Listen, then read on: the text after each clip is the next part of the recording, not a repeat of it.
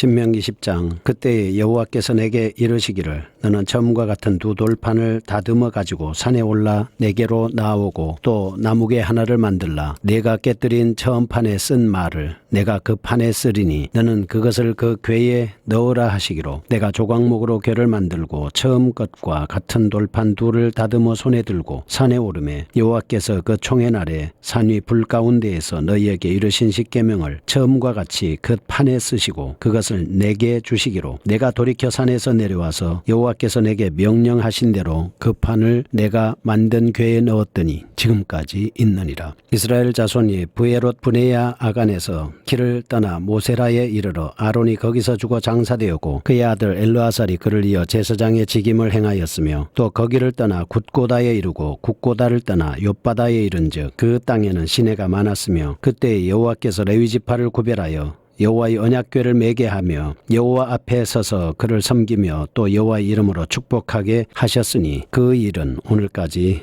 이르느니라. 그러므로 레위는 그의 형제 중에 분깃이 없으며 기업이 없고 내 하나님 여호와께서 그에게 말씀하심 같이 여호와가 그의 기업이시니라. 내가 처음과 같이 40주 40야를 산에 머물렀고 그때에도 여호와께서 내 말을 들으사 너를 차마 멸하지 아니하시고 여호와께서 내게 이르시되 일어나서 백성보다 먼저 길을 떠나라. 내가 그들에게 주리라고 그들의 조상들에게 맹세한 땅에 그들이 들어가서 그것을 차지하리라 하셨느니라. 이스라엘아, 내 하나님 여호와께서 내게 요구하시는 것이 무엇이냐? 곧 내 하나님 여호와를 경외하여 그의 모든 도를 행하고 그를 사랑하며 마음을 다하고 뜻을 다하여 내 하나님 여호와를 섬기고 내가 오늘 내 행복을 위하여 내게 명하는 여호와의 명령과 규례를 지킬 것이 아니냐. 하늘과 모든 하늘의 하늘과 땅과 그 위의 만물은 본래 내 하나님 여호와께 속한 것이로되 여호와께서 오직 내 조상들을 기뻐하시고 그들을 사랑하사 그들의 후손인 너희를 만민 중에서 택하셨음이 오늘과 같으니라. 그러므로 너희는 마음에 할례를 행하고 다시는 목을 곧게 하지 말라. 너희의 하나님 여호와는 신 가운데 신이시며 주 가운데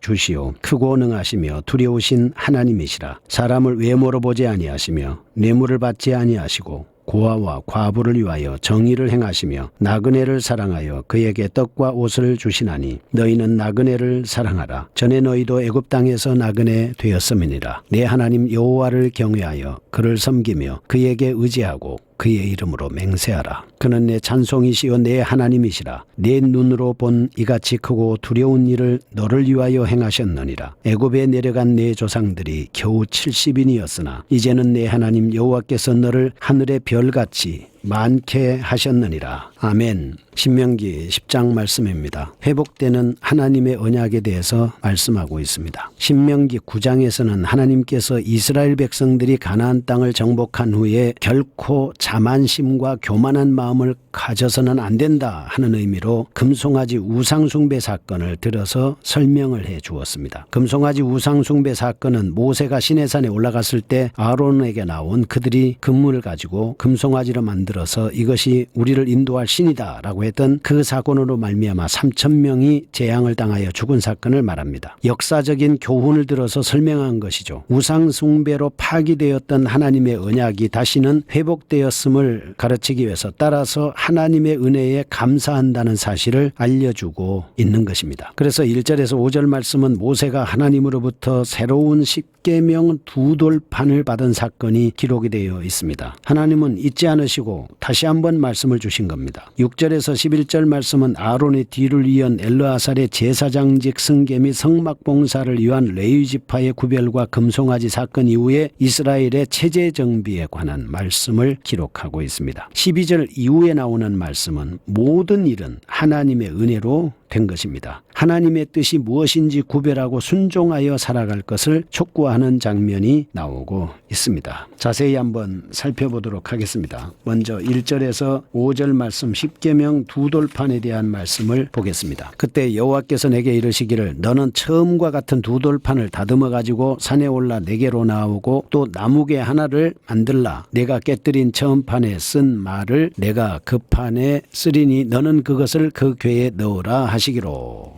처음 받았던 십계명 두 돌판과 같은 돌판을 만들어라 라고 하는 것입니다. 그리고 나무괴 하나를 만들어서 거기에다가 넣어라 라고 하는 것이죠. 참 하나님의 은혜가 큰 겁니다. 왜냐하면 다시 한번 하나님께서 은혜를 베풀어 주셔서 말씀을 주는 것 아니겠습니까? 그러니 얼마나 하나님의 은혜가 큽니까? 이 말씀과 관련해서 출애굽기 24장 12절에 보면 여호와께서 모세에게 이르시되 너는 산에 올라 내게로 와서 거기 있으라. 내가 그들을 가르치도록 내가 율법과 계명을 친히 기록한 돌판을 내게 주리라. 하나님께서 친히 돌판을 마련해서 거기에다가 글씨를 써준 것이 첫 번째 돌판입니다. 출애굽기 31장 18절 말씀, 여호와께서 시내 산 위에서 모세에게 이르시기를 마치신 때에 증거판 둘을 모세에게 주시니 이는 돌판이 하나님이 친히 쓰신 것이더라. 하나님이 친히 쓰셔서 말씀을 주신 겁니다.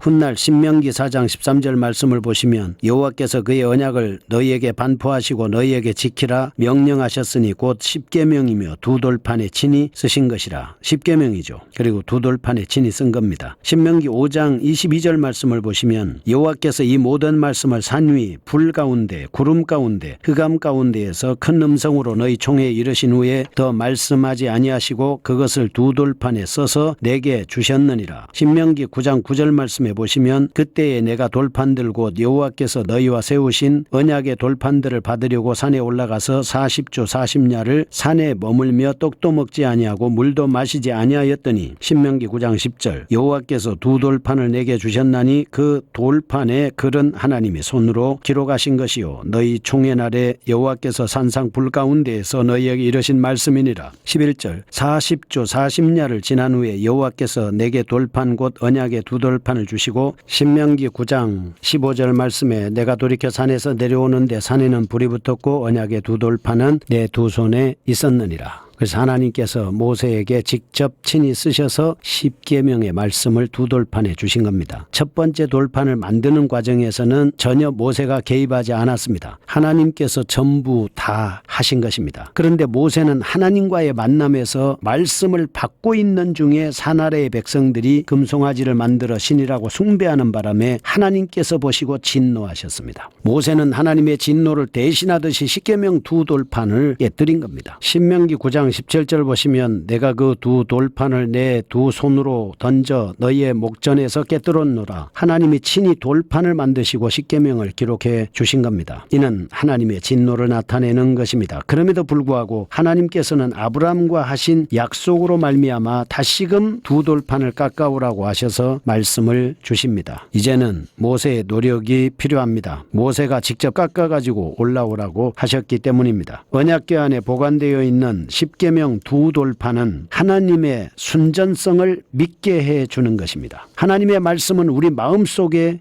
새겨야 할 계명임을 교훈해주고 있습니다. 하나님의 말씀은 영구 보존되어야 함을 우리에게 알려주는 겁니다. 지금은 하나님 말씀을 어디에다가 새기고 보존해야 됩니까? 우리의 마음에 새기고 보존해야 합니다. 그 다음에 6절에서 11절 하나님의 체제정비에 대한 말씀을 가르쳐주고 있습니다. 이스라엘이 금송아지 숭배 사건으로 하나님을 반역했음에도 불구하고 하나님의 은혜로 말미암아 광야 40년을 지내는 동안 제사장 나라가 되기에 필요한 체제를 정비할 수 있었다라고 하는 것을 상기시켜주는 말씀입니다. 6절에서 7절 말씀은 출애굽 제40년 5월 1일에 대제사장 아론이 호르산에서 죽었습니다. 그러자 그의 아들 엘르아살이 뒤를 이어 제사장직을 계승한 사건을 말씀하고 있습니다. 6절 말씀은 이스라엘이 부에롯 브네야간에서 길을 떠나 모세라에 이르렀을 때 아론이 거기서 죽어 장사되었고 그의 아들 엘르아살이 그를 이어 제사장의 직임을 행했다 라고 기록을 하고 있습니다. 8절에서 9절 말씀은 출애굽기 2년 1월에 레위지파가 성막 봉사를 위해 이스라엘 12지파 가운데서 특별히 구별된 사건을 기록을 하고 있습니다. 그때에 여호와께서 레위지파를 구별하여 여호와의 언약궤를 매게 했습니다. 여호와 앞에 서서 그를 섬기며 또 여호와의 이름으로 축복하게 하셨습니다. 그 일이 오늘날까지 이르르고 있다. 8절에서 말씀합니다. 9절 말씀 보시면 그러므로 레위는 그의 형제 중에 분깃이 없으며 기업이 없고 내 하나님 여호와께서 그에게 말씀하심 같이 여호와가 그의 기업이니라. 이렇게 말씀을 하시고 있습니다. 레위 지파 사람들은 야곱과 레와 사이에 낳은 레위의 후손들을 가리킵니다. 즉 게르손, 고앗, 무라리의 자손들을 총칭하여 레위인이라고 하죠. 그들은 장막을 섬기기 위해 구별됐습니다. 여호와께서는 그들을 이스라엘 모든 지파 중에서 장자로 간주해 주셨습니다. 그래서 레위 지파 중에서도 고핫 자손들은 특별한 존경을 받았습니다. 고핫 자손들이 이렇게 특별한 존경을 받는 이유는 모세와 아론이 이 지파에 속했기 때문이었던 것으로 보입니다. 아론은 대제사장으로서 성별되었습니다. 레위 사람들이 제사와 관련된 직무를 맡은 까닭은 광야 시절에 이스라엘이 금송아지 앞에 절하는 반역 행위를 했을 때 레위 사람만이 하나님께 충성을 지켰기 때문입니다. 출애굽 시에 레위인의 숫자는 22,000명이었죠. 그런데 그들을 지원하기 위해서 48성읍을 주었습니다. 그 밖에 국내 생산의 10분의 1과 가축의 10분의 1이 레위 사람의 몫이 되었습니다. 레위 사람들은 그 중에서 다시 10분의 1을 하나님께 바쳤습니다. 이 사람들은 다윗 시대에는 4계급으로 구분이 되었습니다. 각 계급으로 다시 24반으로 나누어졌습니다. 1계급은 직접 성소에서 보좌했고 2계급은 재판이나 행정을 맡고 3계급은 성전의 수위를 보고 4계급은 성전 음악인 합창대에서 봉사하였습니다. 그들은 성전에서 일하는 시간 외에도 백성들에게 율법을 교육하는 일을 맡았기 때문에 이스라엘 사회의 대표적인 지식 계급이었다, 이렇게 볼 수가 있습니다. 레위인들이 율법을 가르치는 직무를 담당했음을 볼 때 예수님 시대의 서기관들 중에 레위인이 많았을 것이다, 이렇게 여겨지고 있습니다. 오늘날 예수 그리스도인들도 레위인의 봉사정신을 받들어 하나님의 교회에서 충성해야 함을 알 수 있습니다. 왜냐하면 업무적으로 볼 때 우리도 분명히 레위인들처럼 살아야 하기 때문에 그렇습니다. 영적으로 볼 때 해야 할 일을 레위인으로부터 찾아오는 것은 우리에게 많은 교훈을 준다 볼 수 있습니다. 그 다음에 이스라엘 향한 하나님의 뜻을 보겠습니다. 12절부터 12절 이스라엘아 내 하나님 여호와께서 내게 요구하시는 것이 무엇이냐. 내 하나님은 여호와를 경외하여 그의 모든 도를 행하고 그를 사랑하며 마음을 다하고 뜻을 다하여 내 하나님 여호와를 섬기고 내가 오늘 내 행복을 위하여 내게 명하는 여호와의 명령과 규례를 지킬 것이 아니냐. 하늘과 모든 하늘의 하늘과 땅과 그 위의 만물은 본래 내 하나님 여호와께 속한 것이로되 여호와께서 오직 내 조상들을 기뻐하시고 그들을 사랑하사 그들의 후손인 너희를 만민 중에서 택하셨음이 오늘과 같으니라. 그러므로 너희는 마음에 할례를 행하고 다시는 목을 곧게 하지 말라. 너희의 하나님 여호와는 신 가운데 신이시며 주 가운데 주시요 그 가운데 능하시며 두려우신 하나님이시라. 사람을 외모로 보지 아니하시며 뇌물을 받지 아니하시고 고아와 과부를 위하여 정의를 행하시며 나그네를 사랑하여 그에게 떡과 옷을 주시나니 너희는 나그네를 사랑하라. 전에 너희도 애굽 땅에서 나그네 되었음이니라. 내 하나님 여호와를 경외하여 그를 섬기며 그에게 의지하고 그의 이름으로 맹세하라. 그는 내 찬송이시요 내 하나님이시라. 내 눈으로 본 이같이 크고 두려운 일을 너를 위하여 행하셨느니라. 애굽에 내려간 내 조상들이 겨우 70인이었으나 이제는 내 하나님 여호와께서 너를 하늘의 별같이 많게 하셨느니라.